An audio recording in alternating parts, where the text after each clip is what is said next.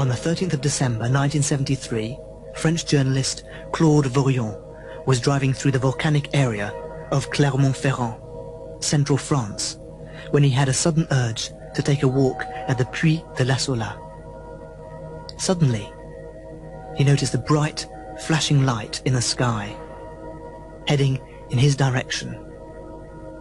And as it got closer, he saw that it was made of a grey metallic substance, the shape of a flattened bell. His curiosity turned to anticipation as the machine approached him, until when, about 30 meters away, it stopped and hovered, still, just above the ground. A trapdoor opened below, unfolding into a staircase. What at first Claude thought was a child stepped down and walked straight towards him. At a loss what to do, Claude acted as a true journalist and asked, "Where do you come from?" "From very far away, and I have come to talk to you, Claude Vorion." They talked. Claude was invited into the craft, and over the next 6 consecutive days, the extraterrestrial dictated a series of messages which are both clear and revolutionary. This is what the extraterrestrial said. "We created humanity. You mistook us for gods. We were the ones who started all the religions on Earth. And now that humanity is capable of understanding this, we would like you to build an embassy where we can land officially in front of everyone." A long time ago on our planet, we had reached a stage similar to the one you are in now. Our scientists were beginning to design life through the synthesis of DNA. The whole of our society watched with fascination as they created more and more sophisticated organisms, until one day they made a mistake. From then on, public opinion turned against these scientists, and they were forced to take their experiments elsewhere. They finally found a planet suitable for the creation of life. It was your Earth, and at the time had no life on it at all. It was completely covered with water and clouds. Many ancient texts point to the work of these scientific creators. Let's open the Bible at the book of Genesis, chapter 1, verse 12. They divided the waters which were under the firmament from the waters which were above the firmament. The waters below was the ocean. The waters above were the clouds. We dug with the help of enormous underwater explosions, creating huge holes into which the waters rushed, allowing dry land to emerge. An island formed, a continent, the original single continent. Let the waters under heaven be gathered together into one place, and let dry land appear. Genesis 1:9. On this single landmass, we set up 7 laboratories, one for each of our own 7 races, and began our experiments synthesizing life. We started by making simple life forms such as viruses and bacteria, and as we progressed in our research, we made more complicated organisms, plants, fish, reptiles, birds, and eventually mammals, daring each time to make an even more beautiful and sophisticated model of living art. Life did not evolve. It simply followed the inspiration of our chemical artists, who integrated and adapted each new prototype to survive in the overall ecology. Fragrances, shapes, colors, styles, textures, movements, even mating rituals were all made to have beauty, harmony, and balance. Seeing this incredible progress, opinions were divided in our government as to whether this artificial life was safe for us. Would the created destroy the creators? We decided to allow our scientists to continue their experiments as long as they did not create any intelligent life. But the temptation was too strong for these scientists and artists, who were impassioned by their work of populating a virgin world. So one day, some of them decided to disregard their orders and synthesize intelligent people like themselves. Let us make man in our image, after our likeness. Genesis 1:26. Our government was extremely alarmed when it heard about this. How could we be sure that the human beings that had been created would not become a threat to us?